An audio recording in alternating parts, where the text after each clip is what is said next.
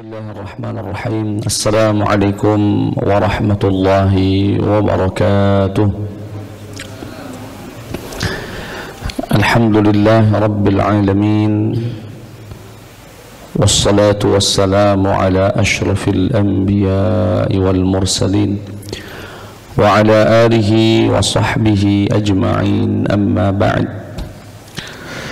Jemaah salat subuh yang dimuliakan oleh Allah Subhanahu wa taala, alhamdulillah pada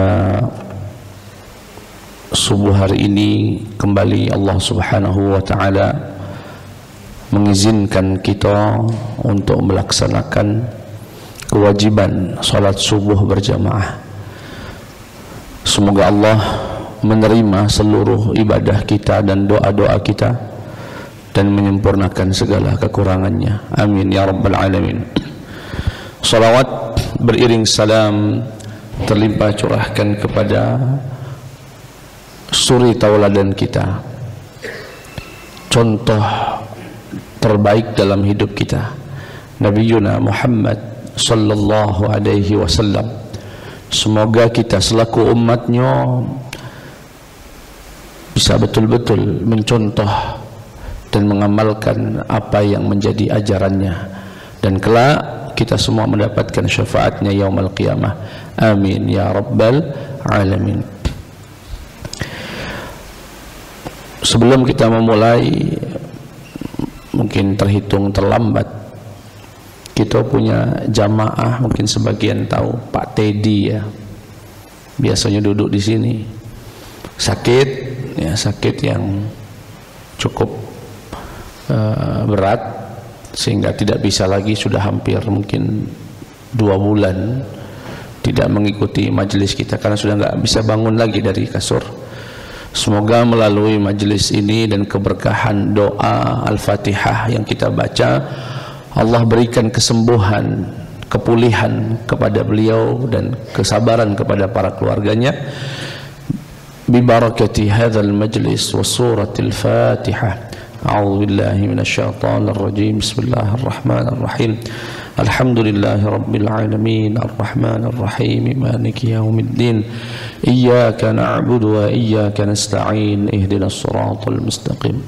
Siratal ladzina an'amta 'alaihim ghairil maghdubi 'alaihim waladdallin. Amin. Jemaah sekalian yang dimuliakan Allah Subhanahu wa taala, sebentar lagi akan kita rayakan hari raya Idul Adha. Kami tidak akan membahas fikihnya, mungkin nanti ada guru kita yang lain membahas tentang fikih. Namun biasanya di hari-hari raya kita akan kedatangan tamu, atau kita menjadi tamu di rumah saudara tetangga kita. Pagi hari ini kita akan membahas apa saja adab dan akhlak Nabi Muhammad sallallahu alaihi wasallam ketika beliau menjadi tamu di rumah orang. Ya, apa saja adab-adabnya? Hari ini adab menjadi tamu.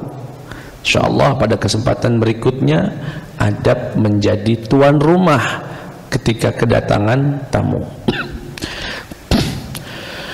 Dalam hadisnya Nabi Muhammad sallallahu alaihi wasallam bersabda, haqqul muslim 'alal muslim khams aw sitt. Haknya orang muslim kepada muslim yang lain itu ada 5. Dalam riwayat yang lain ada 6. Itu haknya saudara kita muslim yang kita diperintahkan untuk menunaikan itu. Apa? Yang pertama, jika dia mengucapkan salam, assalamualaikum misalnya, maka hak orang tersebut untuk dijawab salamnya, waalaikumsalam warahmatullah. Yang kedua, kalau dia bersin dan mengucapkan alhamdulillah, alhamdulillah, itu hak orang tersebut untuk mendapatkan doa dari kita, yarhamukallah. Kalau betino, yarhamukillah. Yang ketiga, idza da'aka fa'ajibhu, jika kamu diundang ke rumahnya maka tunaikan undangan itu. Nah ini, kita sebagai tamu kadang-kadang selain kita datang memang ingin bertamu, kadang-kadang kita ingin diundang sehingga bertamu ke rumah seseorang. Yang berikutnya, idza da'aka au idza marida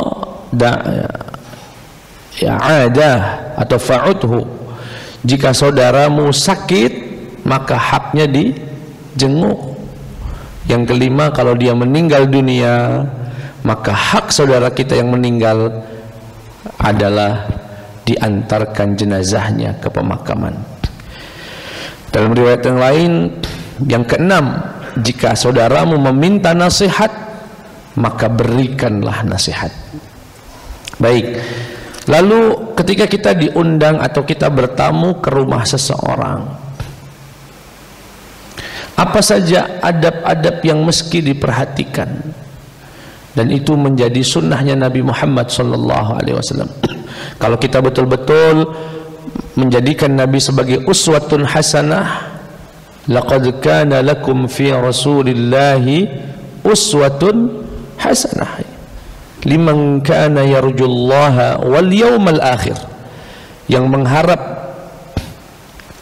ridhonya Allah dan mengharap kebahagiaan di hari akhirat, maka konsekuensinya jadikan Nabi Muhammad sebagai contoh. Yang pertama, yakhtar waqtal munasib. Seorang tamu harus pandai memilih waktu yang tepat. Memilih waktu yang tepat. Jangan bertamu jam 12 malam. Itu tidak sesuai dengan adabnya. Dan izin Bapak Ibu, mungkin apa yang kami sampaikan ini sebagian besar sudah Bapak amalkan, tetapi apa yang kita dapat hari ini mohon disampaikan dan diajarkan kepada anak-anak kita dan cucu kita yang mungkin mereka tidak mendapatkan asupan didikan seperti yang Bapak Ibu dapatkan. Kita dulu kalau bertamu ke wong, tidak mungkin nak jemput teman itu salam dari luar.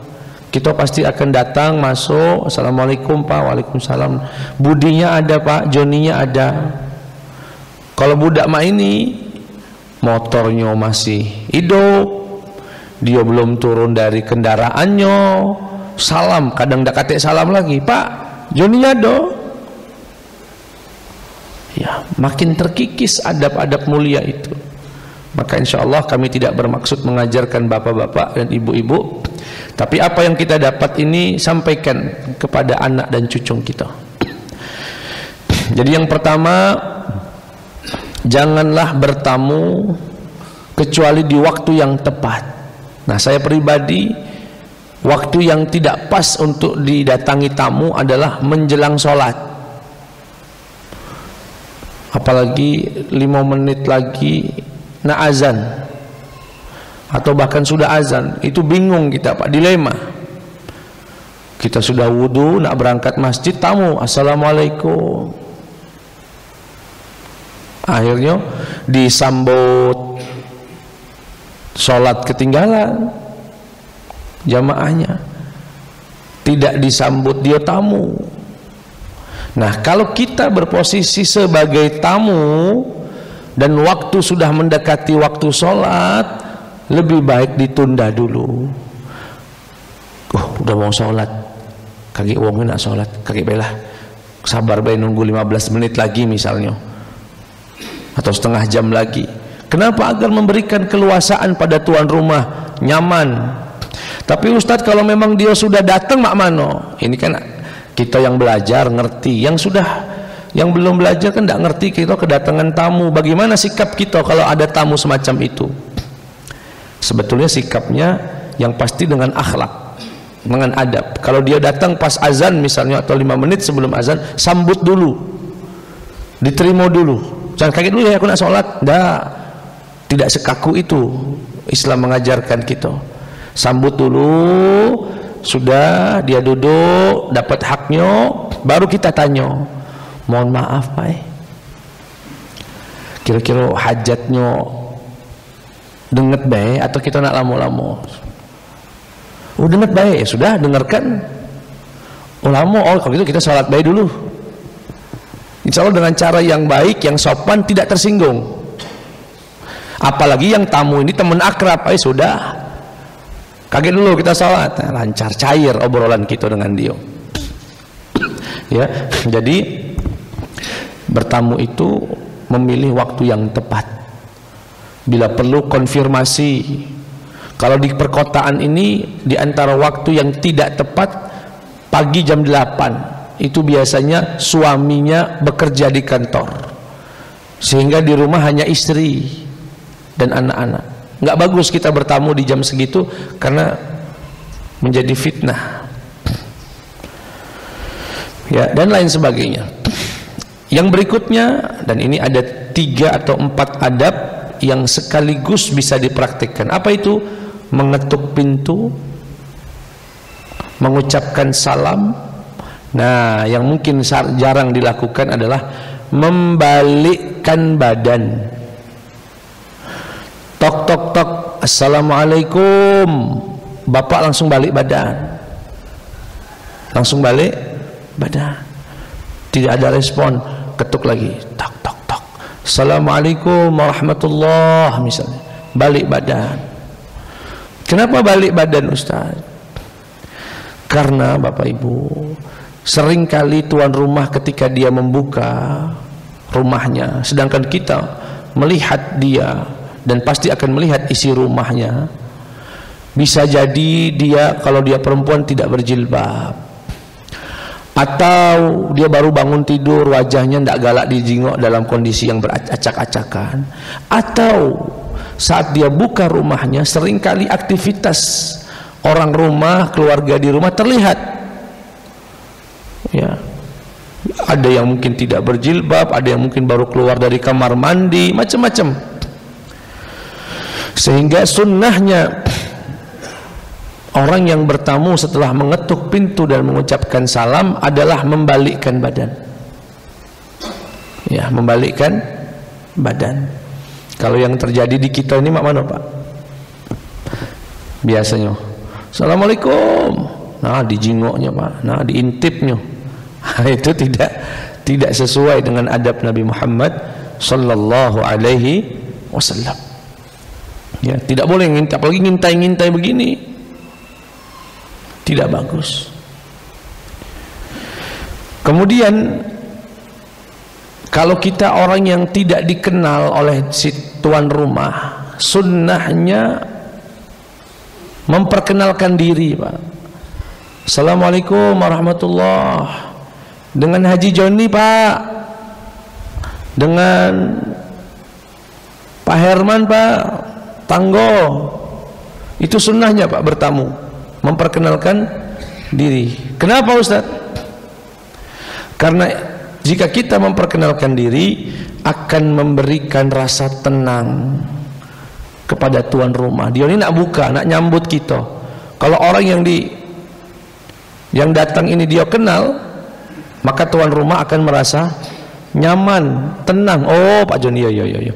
Oh Pak ini, ya. Ya namanya tamu Pak, kadang preman, kadang debt collector, kadang macam-macam, tukang rentenir. Sekarang rentenir nih, duit beranak keliling masuk rumah-rumah wong. Sehingga sunnahnya bertamu memperkenalkan diri. Hari ini yang mengamalkan sunnah ini, yang paling mengamalkan sunnah ini, tukang paket. Paket, assalamualaikum, paket Pak, Shopee. Oh iya, masuk. Iya, itu sunnah Nabi, ada pahalanya, jelas. Kalau dari sunnah Nabi jelas ada pahalanya. Jadi dianjurkan.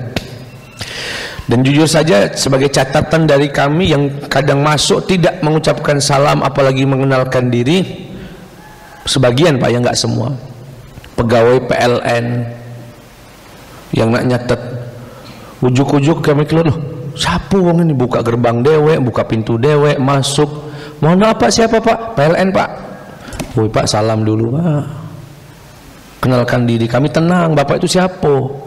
Ujuk-ujuk masuk langsung catet, termasuk PDAM sama Pak, masuk nyelonong. Kadang PAM kita itu kan deket, istilahnya pintu masuk kita, apalagi di hari yang kita banyak kecurigaan nih, wong gak kenal masuk, rupanya mantau rumah kosong atau tidak. Seharusnya ucapkan. Kalau PLN yang ngaji, pegawai PDAM yang ngaji, tahu dia, Assalamualaikum, izin Pak dari PLN mau lihat. Itu adabnya. Tenang kita sebagai tuan rumah.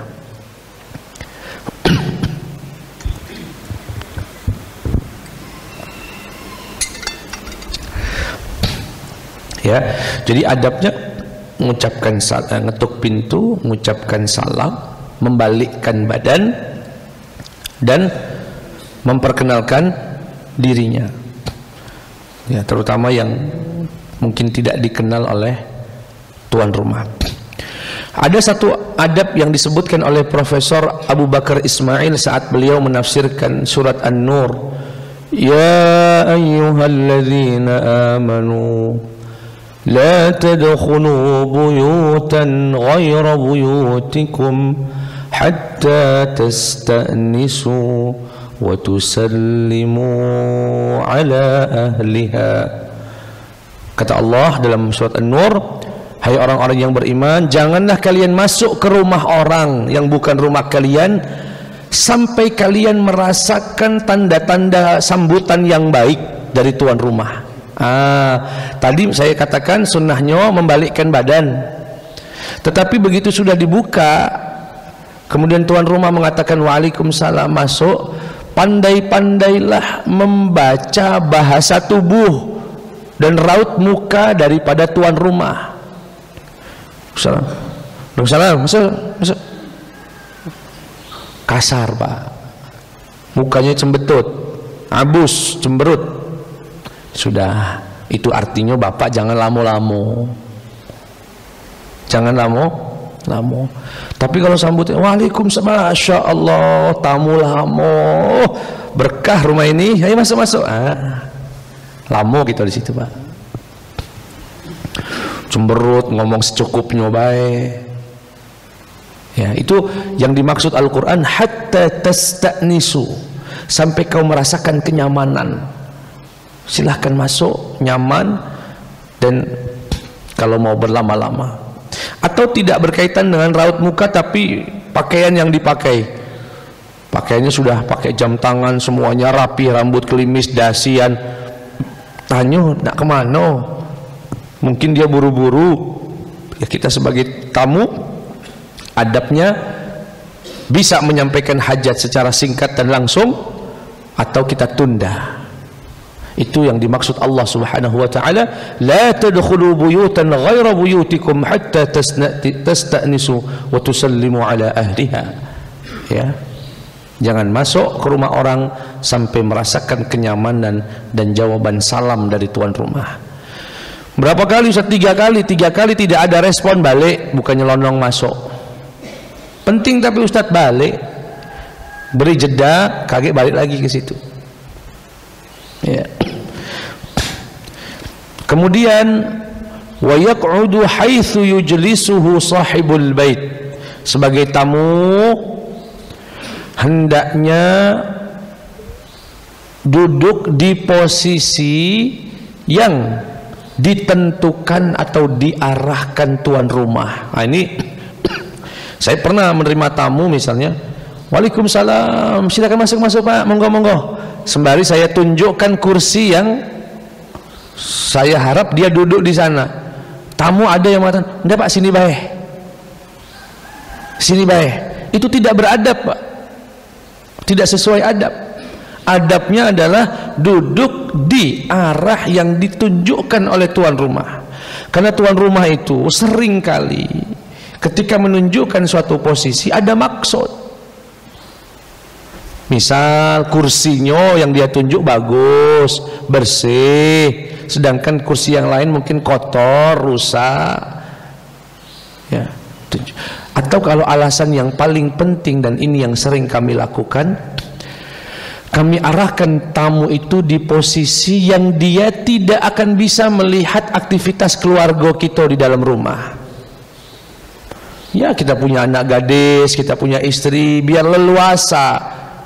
Kalau tamu itu jingok, tidak nyaman kita merasakannya, sehingga kita arahkan di titik, di posisi yang dia tidak bisa mengakses, melihat, memantau keluarga kita.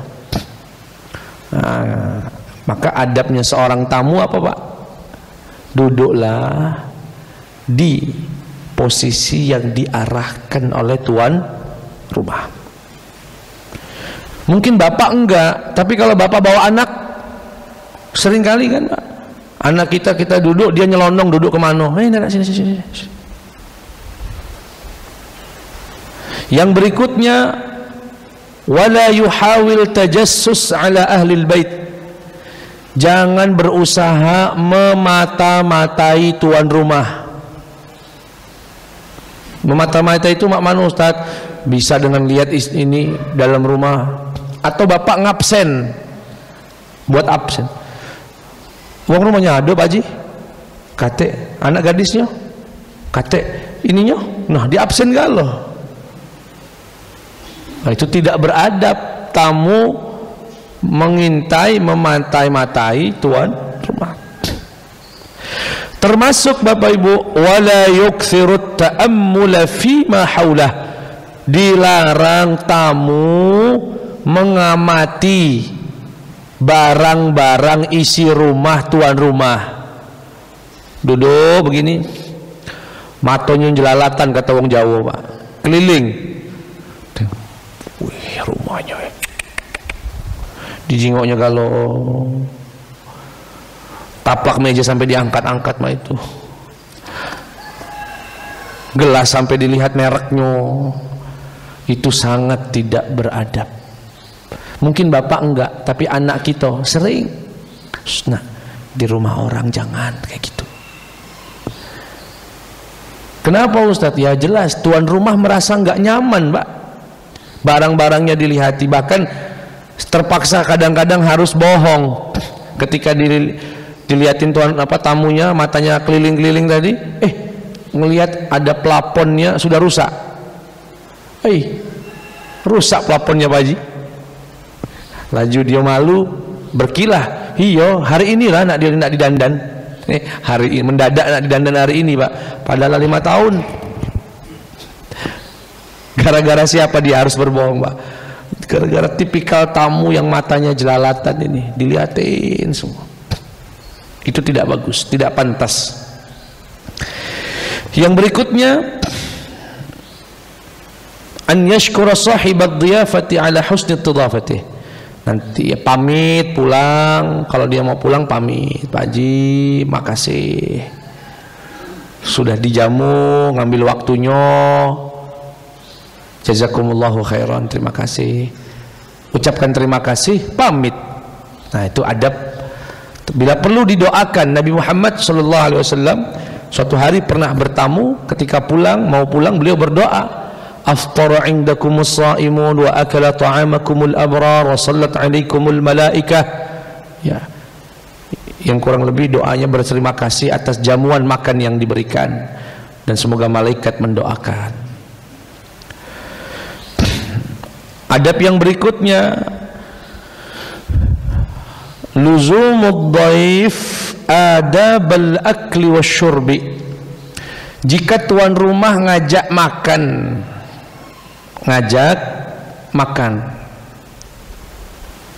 maka sebagai tamu harus memperhatikan adab-adab makan. Banyak makan dengan tangan kanan, tidak mengambil makanan yang jauh, apalagi di depan orang, sedangkan di depan dia ada, ya, sampainya, itu nggak boleh begitu. Apalagi makan satu nampan, makanlah yang di depan dia, jangan nyomot punya depan wong. Itu tidak beradab. Tetapi memang nanti kita akan belajar sebagai tuan rumah juga harus ngerti kalau ada makanan yang disukai tamunya didekatkan. Suatu hari Nabi Muhammad sallallahu alaihi wasallam, ya, beliau itu sayur kesukaannya Pak, salah satu makanan kesukaan Nabi itu labu.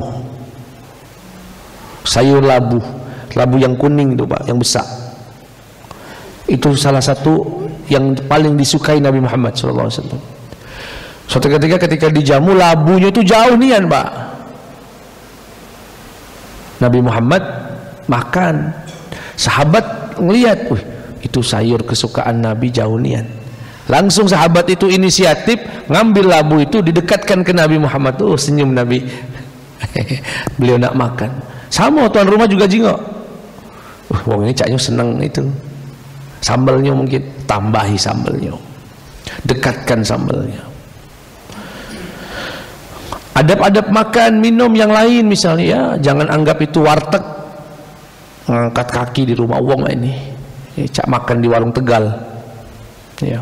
Kau Ustaz tahu kalau di warteg mah itu, kebetulan ibu kami sudah 30 tahun buka warteg, Pak. Ya, karena wong tuwong Tegal, wong Brebes, jadi jingok kami siapa wong makan itu nggak seru kalau tidak diangkat kakinya itu Pak.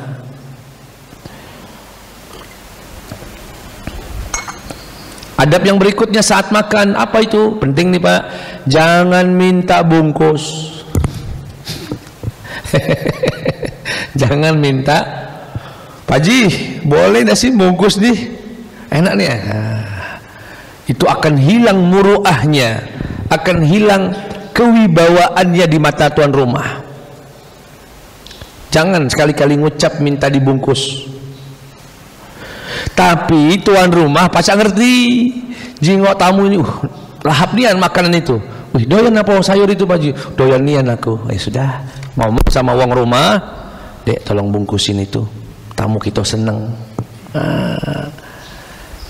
Itu indah memang Pak kalau sama-sama ngerti adab itu Pak. Yang tamu nyaman, yang tuan rumah ngerti. Yang juga penting ya, selain jangan minta bungkus, ya, jangan nanya yang nggak ada. Jangan bertanya yang dihidangkan oleh tuan rumahnya lauk ayam, telur. Tamunya bertanya, Pak Ji, kate pindang apa? Nanya pindang pula. Itu akan memberatkan tuan rumah. Ya. Minum dinjuk banyu putih, banyu teh, nanya pula. Kate es apa Pak Ji? Tuan rumahnya harus bingung cari keliling. Nah, itu sama, termasuk tamu yang tidak menjaga adab. Tamu yang tidak menjaga adab. Yang berikutnya, ya, kalau dia mau minap di rumah tuan rumah tersebut, ya, tidak lebih dari 3 hari. Sunnahnya jangan lebih dari 3 hari. Bahkan kalau kita tahu tuan rumahnya wong saro, ekonominya susah, bila perlu tidak usah nginap. Ya. Yang ekonominya susah harus ngutang sana sini misalnya. Karena itu akan memberatkan. Kata Nabi Muhammad, jangan hatta yuhrijahu, jangan sampai membuat dia merasa berdosa. Ya, syukur-syukur kalau tuan rumahnya memang akrab dengan kita, enak, ponaan dewe, dulur dewe, walaupun dia wong susah, gampang nginep, kita njuk wong belanjo, ndak singgung dulur, dengan cara yang baik pastinya. Tapi jika tidak, maka jangan. Ya. Baik jamaah sekalian yang ngantuk-ngantuk, banyak ngantuk ini caknya. Mungkin tahajudnya 12 rakaat semalam, Jadi kami cukupkan sampai di situ adab-adab sebagai seorang tamu. Kalau ada yang ingin ditanyakan seputar adab tamu, dipersilahkan. Mungkin punya pengalaman ngadepin tamu yang cak ini mak mano, Ustaz. Ya, dipersilahkan.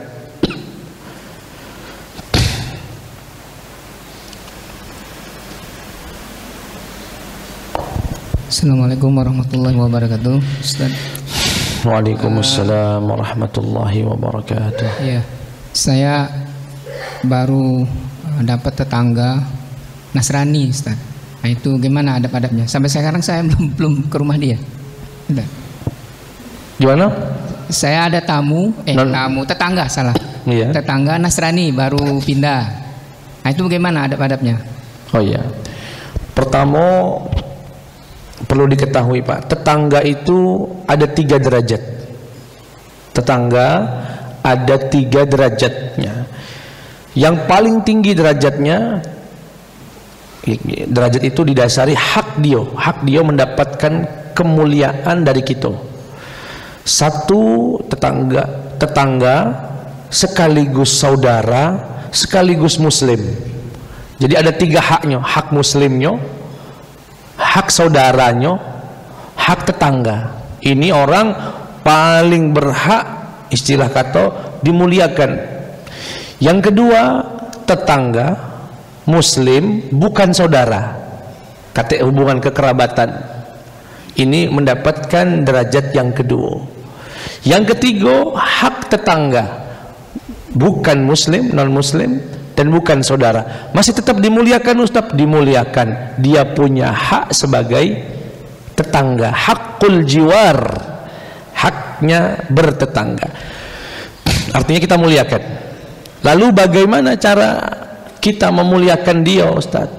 Ya, semua yang berkaitan dengan muamalat dan tidak ada kaitannya dengan ibadah, apalagi akidah, silahkan. Dia punya rumah baru pindah, kita datangi. Selamat ya Pak Paulus misalnya, namanya Paulus. Selamat atas rumah baru, semoga betah tinggal di sini ya. Tidak apa-apa. Kata Allah Subhanahu wa taala, wa qulu linnasi husna. Dan wahai kaum muslimin, ucapkanlah yang baik-baik kepada seluruh manusia. Linnas, bukan lil muslimin saja. Kalau Bapak misalnya punya acara, undang dia. Ya, kecuali undang acara yasinan. Tidak bisa dia, Pak. Tapi kalau dia datang disambut. Kalau Bapak ada rezeki dari kampung, punya buah-buahan, dia datang, "Jo, nyicipi." Tidak apa-apa. Ya. Dan lain sebagainya, ya, semua yang baik. Dia punya anak baru lahir, kita jo. Justru dengan itulah kita berharap dia tertarik dengan Islam. Kita niatkan akhlak yang kita berikan, kita tunjukkan kepada dia untuk berdakwah, ya, untuk mengajak dia tertarik dengan Islam. Saya pernah dengar satu video orang cerita masuk Islamnya orang mahasiswi dari Prancis ketika datang ke Maroko. Dia ini punya teman orang Maroko, liburan diajak main ke Maroko. Ya, namanya orang barat, banyak di antara mereka dapat informasi muslim itu kasar, teroris, meledakkan bom, itu yang dia tahu. Sampainya ke rumah saudaranya tersebut, disambut dengan ibunya dengan senyum, bahkan dipeluk, diberikan tempat yang nyaman, setiap hari dijamu dengan makanan, diajak ngobrol dengan cengkerama yang sangat meriah, sangat humble, friendly, ya, sangat bersahabat. Akhirnya apa? Balik, dia memutuskan masuk Islam. Ditanya kenapa? Aku belum pernah melihat suatu keluarga, suatu masyarakat semuanya menebarkan senyum. Ya mohon maaf Pak, Barat itu penyakit yang paling menghinggapi mereka adalah egois, nafsi-nafsi. Tidak ada tegur sapa cak kita ini, Assalamualaikum, dari jauh, kadang-kadang dari jauh. Mau seru kalau kita ini Pak. Dan itu karakter bangsa ini yang diperkuat, disempurnakan dengan Islam. Saya punya saudara 20 tahun di Jepang, nggak pernah ditegur tetangganya, Pak. Diem kalau kita nih, Assalamualaikum Pak Haji, caknya baru jingok, baru pindah po, wong baru baik kita tegur di sini, Pak. Ya, kita sambut, kita senyumi dan lain sebagainya. Nah, insya Allah dengan akhlak-akhlak mulia kita bisa menarik mereka, tetapi tidak melampaui batas tadi akidah, tidak melampaui batas ibadah. Ya, itu kurang lebih. Wallahu a'lam. Nanti kita ada bab juga, bab adab-adab bertetangga. Ya, hari ini kita menyampaikan kalau kita jadi tamu di rumah orang, maka adab-adab yang kami sampaikan tadi mohon bisa kita amalkan, minimal kita wariskan kepada anak-anak cucu kita. Silahkan Bapak Ibu kalau masih ada. Ibu-ibu, ada yang nak ditanyakan?